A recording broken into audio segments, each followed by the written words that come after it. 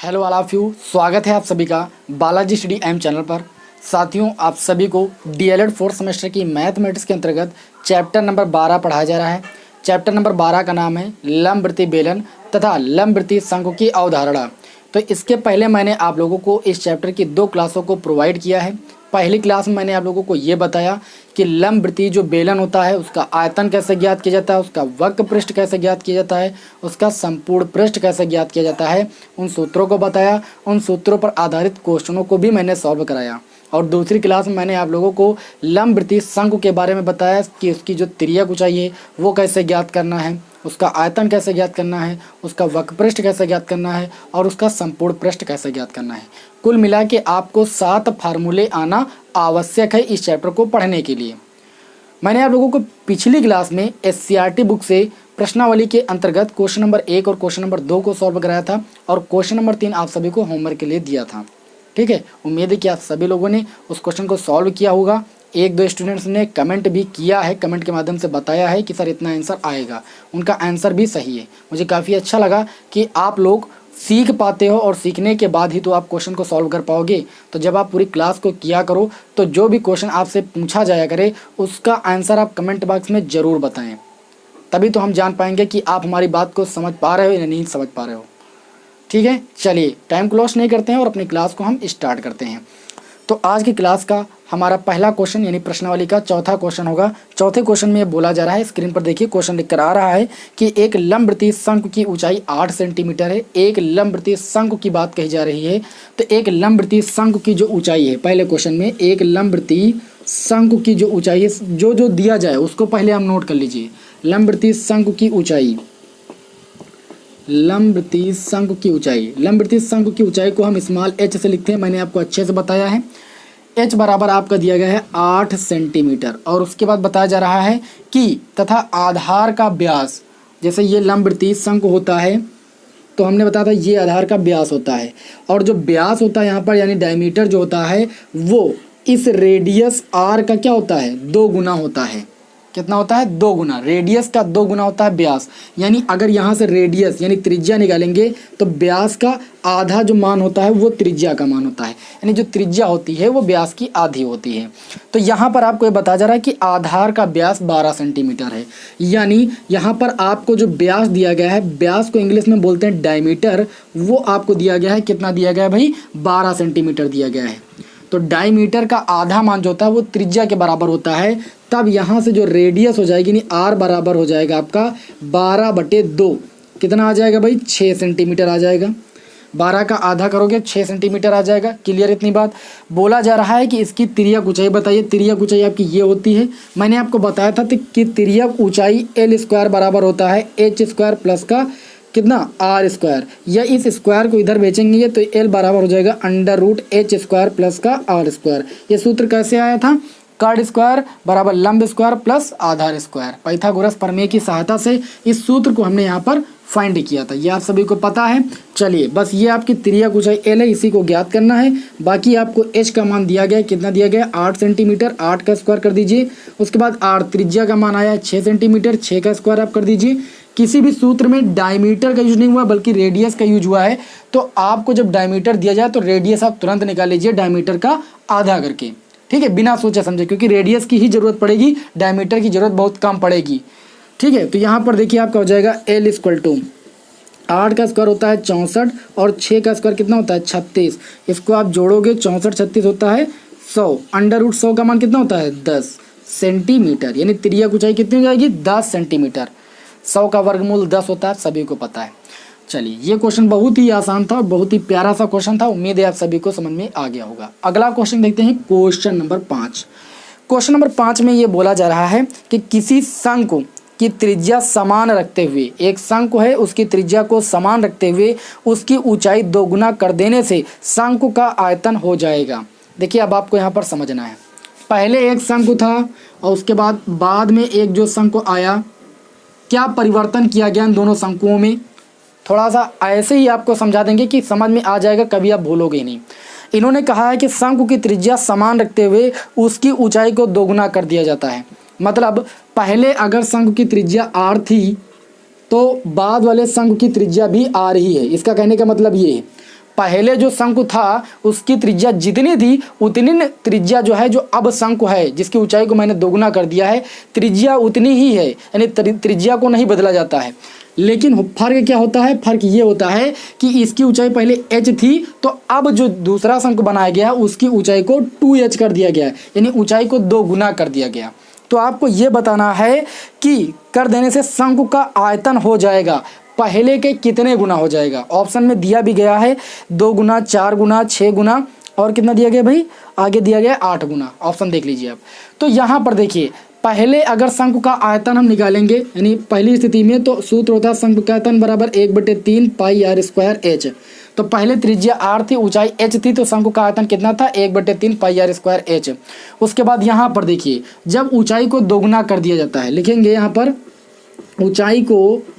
ऊंचाई को 2 गुना करने पर, 2 गुना करने पर आयतन किसका भाई, शंकु का आयतन, इसको हम V2 मान लेंगे। ठीक है, V2 इक्वल टू सूत्र तो यही रहेगा क्योंकि ये भी तो शंकु है, 1/3 पाई आर स्क्वायर। अब h के स्थान पर आपको लिख देना है 2h। देखिए त्रिज्या वही है, बस ऊंचाई आपकी 2 गुनी हो गई है, तो 2h लिख दिया। यहाँ पर देखिए तो V2 बराबर इसको लिख सकते हैं 1/3 पाई आर स्क्वायर, h को पहले लिख लें, और देखिए यहाँ पर इंटू में 2 है, तो यहाँ पर 2 को लिख सकते हैं कि नहीं बताइए, 2 इंटू में 1 लिख सकते हैं, कोई दिक्कत तो है नहीं, 2 गुना ही तो है, 2 से गुणा होगा बस। तो यहाँ पर देखिए तो V2 इक्वल टू 2 गुणे इसको लिख सकते हैं 1/3 पाई आर स्क्वायर एच। अब आप देखो 1/3 पाई आर स्क्वायर एच जो है वो पहले जो शंकु था जब हमने ऊंचाई में परिवर्तन नहीं किया था तो उसका आयतन था, यानी यहाँ पर जो दूसरे शंकु का आयतन हो गया है वो 2 गुना हो गया है पहले शंकु के आयतन के बराबर, यानी पहले शंकु का जो आयतन V1 है उसका 2 गुना हो गया है क्या, दूसरे शंकु का आयतन। कब, जब हमने पहले शंकु की ऊंचाई में क्या किया, 2 गुना परिवर्तन करने पर दूसरा शंकु बनाया, यानी जो दूसरा शंकु है उसकी ऊंचाई को 2 गुना कर दिया पहले शंकु की अपेक्षा। ठीक है, तो जो आपका आयतन मिला है दूसरे शंकु का वो पहले शंकु के आयतन का 2 गुना मिला है। बस यहाँ पर ख्याल रखिएगा, अगर त्रिज्या 2 गुना कर दी जाएगी तो आयतन आपका 4 गुना हो जाएगा। त्रिज्या आपकी अगर 3 गुना कर दी जाएगी तो आयतन आपका कितना हो जाएगा, 3 त्रिक का 9 गुना हो जाएगा। क्यों, क्योंकि यहाँ पर त्रिज्या का है स्क्वायर।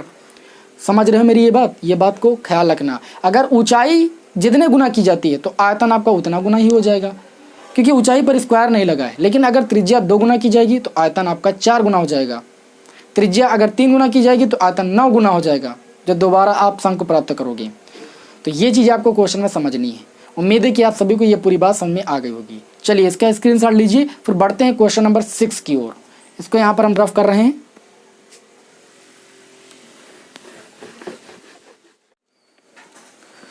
तो अब हम इसी क्रम में बढ़ते हैं अपने क्वेश्चन नंबर 6 की ओर। क्वेश्चन नंबर 6 में बोला जा रहा है कि एक लंबवृत्तीय शंकु तथा बेलन के आधार की त्रिज्याएं तथा ऊंचाई बराबर हैं, दोनों के आयतनों का अनुपात क्या होगा। देखिए मैंने आप लोगों को जब शंकु का आयतन बताया था तो एक बात बताई थी कि अगर आधार सेम हो और ऊंचाई बराबर हो तो जो बेलन का आयतन होता है उसके आयतन का 1/3 आयतन होता है शंकु का आयतन। तो ये बात तो आपको थ्योरिकल याद होनी चाहिए कि यहाँ पर जो आयतनों में अनुपात होगा वो 1:3 होगा, लेकिन कैसे होगा वो चीज़ तो यहाँ पर आपको बता दें, नहीं तो आप समझ नहीं पाओगे। तो क्वेश्चन नंबर 6 में देखिए क्या बोला जा रहा है। बोला ये जा रहा है कि एक लंबवृत्तीय शंकु है और एक आपका लंबवृत्तीय बेलन है। बेलन के आधार की त्रिज्या और ऊंचाई बराबर है, यानी जो बेलन की त्रिज्या है, ठीक है, यानी R1 बराबर R2 बराबर R दिया गया है। बेलन की त्रिज्या, शंकु की त्रिज्या वो बराबर है, R के बराबर है, R सेंटीमीटर मानकर हम चलते हैं। आगे बोला जा रहा है कि ऊंचाइयां भी बराबर हैं, यानी H1 बराबर H2 बराबर, इसको मान लेते हैं H के बराबर H सेंटीमीटर। आप ये बताइए कि दोनों के आयतनों का अनुपात क्या होगा। यानी सबसे पहले बात हुई है यहाँ पर लंबवृत्तीय शंकु, तो यहाँ पर हम लिखेंगे शंकु का आयतन, ठीक है, और बटे में किसका आयतन भाई, बेलन का आयतन। शंकु का आयतन और बटे में बेलन का आयतन, क्योंकि यहाँ पर यह बोला जा रहा है कि जो शंकु का आयतन और बेलन का आयतन होगा इसका अनुपात क्या होगा भाई, ठीक है, यानी V1 बटे V2 का मान आपको निकालना है। तो V1 बटे V2 इक्वल टू शंकु का आयतन सूत्र आप सभी लोग जानते हो 1/3 पाई R स्क्वायर H, ठीक है। अगर शंकु की त्रिज्या r है तो बेलन की त्रिज्या भी r है, ऐसा क्वेश्चन में बोला जा रहा है। अगर शंकु की ऊंचाई h है तो बेलन की ऊंचाई भी h है, क्योंकि दोनों की त्रिज्या और ऊंचाई आपस में समान है। तो आप सभी जानते हो कि शंकु का आयतन होता है 1/3 पाई आर स्क्वायर एच, बेलन का आयतन होता है पाई आर स्क्वायर एच। देखेंगे तो ये पाई आर स्क्वायर एच से पाई आर स्क्वायर एच कैंसिल हो जाएगा, यानी v1/v2 का मान कितना मिल जाएगा 1/3, क्योंकि यहाँ पर बटे में तो 1 बचा, तो ये 1/3 बचा। 1/3 का मतलब 1:3 का अनुपात है भाई। ये आपके इस क्वेश्चन का आंसर हो जाएगा। बहुत ही सिंपल क्वेश्चन था। Question number 7। अब थोड़ा सा तगड़े क्वेश्चन आते हैं, ठीक है। तगड़े क्वेश्चन को देखिए कैसे सॉल्व करते हैं। अगला क्वेश्चन हमारा क्वेश्चन नंबर 7। क्वेश्चन नंबर 7 में बोला जा रहा है कि एक लंबवृत्तीय शंकु की ऊंचाई 9 सेंटीमीटर तथा आधार का क्षेत्रफल 38.5 वर्ग सेंटीमीटर है। शंकु का आयतन ज्ञात कीजिए। जो दिया गया सबसे पहले उसको नोट कीजिए, बस आपको क्वेश्चन समझ में आ जाएगा। देखिए यहाँ पर दिया गया है कि एक लंबवृत्तीय शंकु है। लंबवृत्तीय शंकु की ऊंचाई, थोड़ा यहाँ पर चित्र बना लेते हैं जिससे आपको अच्छी तरीके से समझ में आ जाएगा। यहाँ पर मैंने आपके सामने एक लंबवृत्तीय शंकु बना लिया है, ठीक है। ये लंबवृत्तीय शंकु की ऊंचाई है और ये आपकी त्रिज्या हो गई, लंबवृत्तीय शंकु की त्रिज्या हो गई। अब देखिए इसमें क्या क्या दिया गया है। बोला गया है कि एक लंबवृत्तीय शंकु की ऊंचाई, लंबवृत्तीय शंकु की ऊंचाई को हम h से लिखते हैं, वो आपको दी गई यहाँ पर कितनी भाई 9 सेंटीमीटर। तो यहाँ पर लिख लेंगे 9 सेंटीमीटर, चित्र में डिनोट कर देंगे 9 सेंटीमीटर। चित्र बना दोगे, बहुत अच्छी बात है। उसके बाद बोला जा रहा है तथा आधार का क्षेत्रफल। अब देखिए जो लंबवृत्तीय शंकु होता है उसका जो आधार होता है वो एक वृत्ताकार होता है, ठीक है। तो यानी आधार का क्षेत्रफल का मतलब आपको पाई आर स्क्वायर का मान दिया गया है, वो कितना दिया गया है भाई 38.5 सेंटीमीटर स्क्वायर या वर्ग सेंटीमीटर। बात एक ही है। यहाँ पर बोला ये जा रहा है कि शंकु का आयतन क्या होगा, वॉल्यूम क्या होगा शंकु का, ठीक है। तब लिखेंगे तब शंकु का आयतन, किसका आयतन भाई शंकु का आयतन, शंकु का आयतन। आप सभी लोग जानते हो शंकु का आयतन v = 1/3 pi r square h होता है। देखिए यहाँ पर जो पाई आर स्क्वायर दिया है इसको सॉल्व करके ही आप आर का मान निकाल सकते हो। अब आपको यहाँ पर वॉल्यूम का मान निकालना है, ठीक है। तो यहाँ पर हम पहले सॉल्व करेंगे, लिखेंगे पाई आर स्क्वायर बराबर 38.5 सेंटीमीटर स्क्वायर से आर का मान निकालेंगे। तो आप सभी को पता है, क्या पता है भाई, देखिए आर स्क्वायर बराबर ये आपका हो जाएगा 38.5 और बटे में ये पाई आ जाएगा बटे में। क्लियर। पाई का मान कितना होता है 22/7 होता है, सभी को पता है। तो यहाँ पर आर स्क्वायर इक्वल टू हो जाएगा 38.5 और नीचे लिखेंगे 22/7, तो बटे वाला 7 ऊपर आ जाएगा, लिख लिया ऊपर। क्लियर इतनी बात। देखिए इसको 1 से गुणा कर सकते हैं, 1 से गुणा करने पर कोई प्रभाव तो पड़ेगा नहीं। इस पॉइंट को हटाएंगे, 38.5 क्या लगा यहाँ पर, तो यहाँ पर पॉइंट को हटा देंगे तो इस पॉइंट के बाद एक संख्या है तो यहाँ पर एक 0 बढ़ा लेंगे। अब हम क्या करेंगे, देखिए इसको 11 से काट देंगे, 11 दूना होता है 22 और 11 3 33, 5 बचा, 11 5 55। उसके बाद देखिए इसको काटेंगे तो 5 दूनी 10 और 5 7 35, ठीक है। अब देखिए ऊपर कितना बचा, आर स्क्वायर इक्वल टू बचा 7 × 7 और नीचे बचा 2 × 2, ठीक है। 7 7 का गुणा हो जाएगा 49 और 2 2 का गुणा हो जाएगा 4। स्क्वायर जब एक पक्ष से दूसरे पक्ष में जाता है तो वो अंडर रूट में बदल जाता है, यानी आर इक्वल टू हो जाएगा √49/4। 49 का अंडर रूट कितना होता है भाई 7 होता है और 4 का भाई 2 होता है, यानी त्रिज्या मिल गई 7/2 सेंटीमीटर, यानी 3.5 सेंटीमीटर मिल गई। आपको यहाँ पर ज्ञात करना था शंकु का आयतन, तो त्रिज्या पता चल गई, ऊंचाई पता चल गई। अब सूत्र में जो आपका है वो त्रिज्या और ऊंचाई ही तो है, बाकी तो कुछ है नहीं। तो बाकी आपको पाई का मान पता ही है तो आप तुरंत निकाल लोगे। अब लिखेंगे भाई नाउ वॉल्यूम v = 1/3 पाई का मान भाई 22/7 और अगर r की हम बात करें तो r की वैल्यू आई है 7/2। तो यहाँ पर r का स्क्वायर है तो 7/2 2 बार गुणे में लिखेंगे। और ऊंचाई की बात करें तो भाई 9 सेंटीमीटर, तो यहाँ पर लिख देंगे 9। एक एक बात को अच्छी तरीके से समझिएगा, अगर कैलकुलेशन गलत कर दिया तो क्वेश्चन पूरा गलत माना जाएगा, इसलिए ध्यान से एक एक बात को समझ लीजिएगा। देखिए यहाँ पर कैसे काटेंगे, 3 × 3 और ये आपका 3 त्रिका हो जाएगा 9। उसके बाद देखिए 2 × 2 और ये आपका हो जाएगा 11। उसके बाद देखिए 7 से 7 कैंसिल हो जाएगा, v = आपको मिल जाएगा 11 गुणे में 7 और गुणे में भाई 3 और बटे में आपको 2 भी मिल जाएगा, ठीक है। अब ये नहीं कैंसिल किया जा सकता है, गुणा कर लीजिए।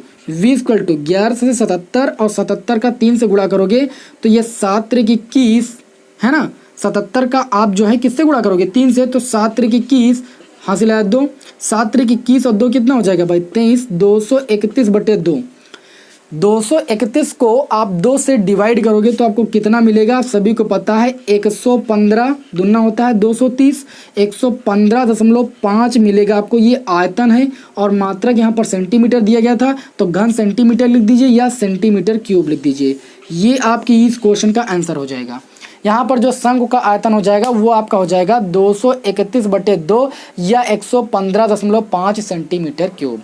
बहुत ही प्यारा सा क्वेश्चन था, उम्मीद है कि आप सभी को पसंद आया होगा। चलिए फिर आगे बढ़ते हैं, प्रश्नावली के आगे के क्वेश्चन देखते हैं। क्वेश्चन नंबर 8 को इसका आप स्क्रीनशॉट जरूर ले लीजिए। ये सारे क्वेश्चनों का जो सलूशन है मैं आप लोगों को अपने समझ के आधार पर जो है प्रोवाइड कर रहा हूँ, ठीक है। बहुत ही सरल तरीके से बताने की कोशिश कर रहा हूँ। अगर समझ में आ रहा हो तो वीडियो को लाइक जरूर कर देना, क्योंकि आपके एक लाइक से हमें मोटिवेशन मिलता है। और मैं आपको सारे चैप्टर इसी तरीके से सीरियल वाइज पढ़ाऊंगा, कहीं पर भी आपको दिक्कत नहीं होने वाली है। चलिए फिर इसका स्क्रीनशॉट लेते हैं, बढ़ते हैं अगले क्वेश्चन की ओर।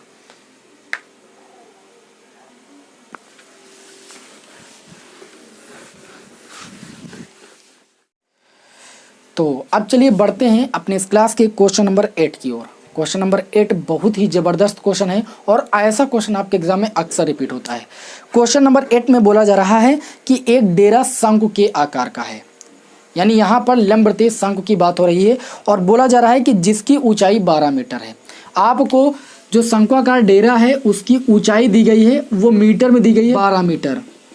और यहाँ पर आपसे ये बोला जा रहा है कि वृत्ताकार फर्श की त्रिज्या जो है वो 14 मीटर है, यानी जो रेडियस दी गई है वो आपको 14 मीटर दी गई है। क्लियर इतनी बात। उसके बाद यहाँ पर क्या बोला जा रहा है इस बात को समझिएगा। यदि एक आदमी के लिए 112 घन मीटर हवा की आवश्यकता होती है तो डेरे में कितने आदमी आ सकते हैं।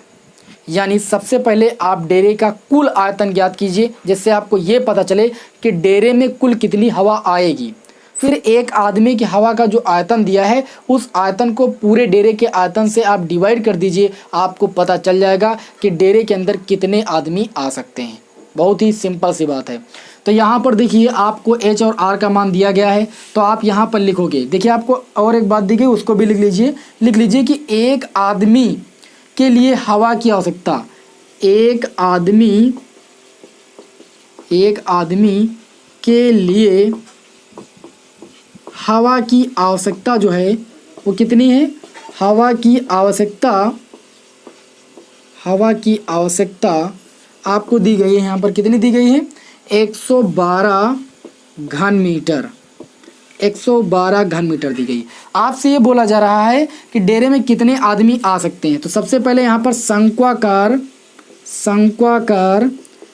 डेरे का आयतन निकालेंगे। किसका निकालेंगे, शंक्वाकार डेरे का आयतन। तो आप सभी को पता है भाई शंकु का आयतन कितना होता है 1/3 पाई r स्क्वायर h होता है। v = 1/3 पाई का मान 22/7 r स्क्वायर, ठीक है। r स्क्वायर का मान आपको दिया गया है, देखिए r का मान दिया गया 14, r स्क्वायर का मान निकालोगे 14 × 14 यानी 2 बार गुणा कर लोगे। ऊंचाई का मान आपको दिया गया है 12 लिख दीजिए। यहाँ पर देखिएगा 3 × 3 3 चौक भाई होता है 12, 7 × 7 7 दूनी आपका हो गया 14। v = आपको मिल गया 22 × 2 × 14 और गुणे में भाई 4, इतना मिल गया। ये आपका हो गया आयतन। यहाँ पर मीटर में आपको मात्रक दिया गया तो आप यहाँ पर मीटर क्यूब या घन मीटर लिखोगे। आयतन आपने निकाला है। अब एक आदमी का जो भी आयतन है, हवा का आयतन जो भी दिया गया है, उस आयतन को आप इस पूरे शंक्वाकार डेरे के आयतन से डिवाइड कर दीजिए। आपको ये पता चल जाएगा कि डेरे में कितने आदमी आ सकते हैं। ठीक, तो यहाँ पर हम लिखेंगे डेरे में, किसमें भाई, डेरे में आदमियों की संख्या बराबर, डेरे में आदमियों की संख्या को हम n से लिख लेते हैं। संख्या n बराबर शंक्वाकार डेरे का कुल आयतन। ठीक है, तो आयतन आपका कितना आया भाई लिख लीजिए यहाँ पर। और उसके बाद एक आदमी के द्वारा जो हवा की आवश्यकता दी गई है वो कितनी दी गई, 112 घन मीटर। तो देखिए आयतन आया है आपका 22 गुणे में 2 गुणे में 14 और गुणे में 4। मैंने अभी गुणा नहीं किया है, कोई ज़रूरी नहीं कि आप तुरंत गुणा कर लें, क्योंकि ये मेरा आंसर नहीं था। आंसर तो यहाँ पर आएगा ना। तो आप गुणा कर लोगे, आपके लिए ही कठिनाई हो जाएगी। तो सबसे पहले आप गुणा ना करें तो ज़्यादा बेटर रहेगा। बटे में एक आदमी के लिए हवा की आवश्यकता कितनी भाई, 112 घन मीटर की, 112 घन मीटर की। देखिए ये भी आपका घन मीटर में आया था और नीचे भी घन मीटर, ये घन मीटर से घन मीटर मात्रक कैंसिल हो गया, यानी अब जो आपको संख्या मिलेगी वो आदमियों की संख्या मिलेगी, मात्रक वात्रक नहीं बचा।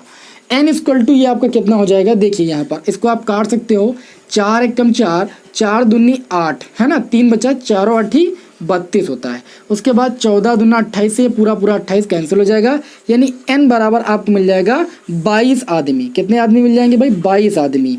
यानी उस शंक्वाकार डेरे में कितने आदमी आ सकते हैं भाई, 22 आदमी आ सकते हैं। बहुत ही आसान।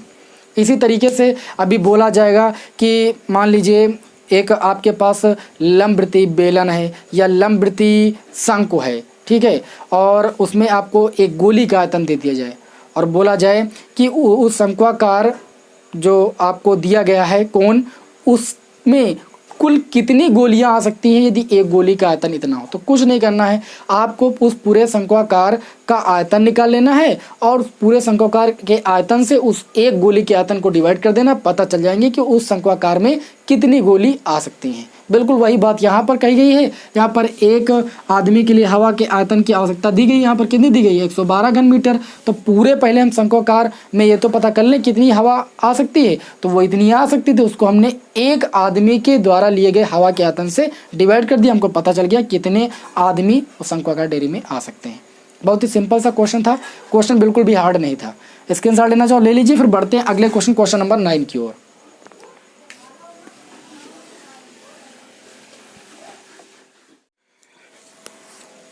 तो अगला क्वेश्चन हमारा क्वेश्चन नंबर 9। क्वेश्चन नंबर 9 में बोला जा रहा है कि एक लंबवृत्तीय शंकु का आयतन 36 पाई घन सेंटीमीटर है। शंकु की जो ऊंचाई है वो आधार के व्यास की 2 गुनी है। शंकु की ऊंचाई ज्ञात कीजिए। इन्होंने कहा है कि एक लंबवृत्तीय शंकु है, उसका आयतन दिया गया है, लंबवृत्तीय शंकु का आयतन दिया गया है आपको। क्वेश्चन नंबर 9, शंकु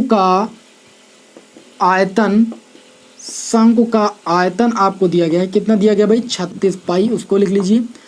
प्रश्नानुसार ये बोला जा रहा है कि जो शंकु की ऊंचाई है, ठीक है, वो आधार के व्यास की 2 गुनी है। अगर मैं यहाँ पर मान लूँ कि माना आधार का जो व्यास है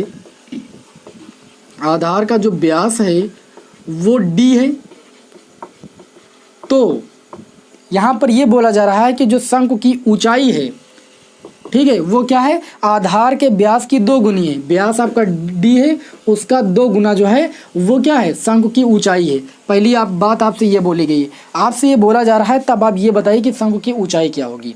तो आपको कुछ नहीं करना है। यहाँ पर देखिए शंकु का आयतन होता है 1/3 पाई r स्क्वायर h होता है और इसका मान दिया गया है 36 पाई के बराबर, ठीक है। अब यहाँ पर आप वैल्यू पुट कीजिए बस। देखिए ये पाई से पाई आपका दोनों पक्षों में कैंसिल हो जाएगा। ये 1/3 गुणे में r, देखिए यहाँ पर r, आप सभी को पता है कि जो त्रिज्या होती है वो डायमीटर की आधी होती है, यानी व्यास की आधी होती है। तो यहाँ पर जहाँ r है, यहाँ पर हम लिख सकते हैं d/2, चूँकि r स्क्वायर तो इसको हम 2 बार गुणा में लिख सकते हैं, ठीक है। उसके बाद ऊंचाई दी गई है 2 गुणे व्यास, यानी 2d लिख सकते हैं, बराबर ये आपका हो जाएगा भाई 36। अब देखिए यहाँ से d का 3 बार गुणा हो जाएगा, d³ हो जाएगा। ये 2 से 2 कैंसिल हो जाएगा और ये 3 और जो 2 है ये इधर आ जाएगा 36 के गुणे में। तो 36 के गुणे में 3 गुणे 2 लिख देंगे, यानी d बराबर ये पावर 3 जब उधर जाएगी तो यहाँ पर करड़ी की पावर 3 बन जाएगी। और 36 को कितना लिख सकते हैं, देखिए 9 चौक 36 होता है, यानी इसको लिख सकते हैं हम कितना, 3 गुणे 3 और गुणे 2, देखिए 3 त्रिका 9, ठीक है, और 9 दूनी 18, 18 दूना 36। आगे फिर आपका 3 गुणे 2 लिखा है। अब देखिए यहाँ पर करड़ी की पावर 3 है। मैंने आपको घातांक के नियम में बताया था कि यदि करड़ी की पावर 3 हो तो उस करड़ी से वही संख्या बाहर निकल सकती है जो उसके अंदर 3 बार उपस्थित हो। तो यहाँ पर देखिए 3 जो है 3 बार उपस्थित है तो ये 1 बार बाहर निकल आएगा। 2 यहाँ पर 3 बार उपस्थित तो ये 1 बार बाहर निकल आएगा, यानी यहाँ पर जो डायमीटर हो जाएगा वो आपका कितना हो जाएगा, 6 सेंटीमीटर हो जाएगा। कितना हो जाएगा भाई, 6 सेंटीमीटर हो जाएगा।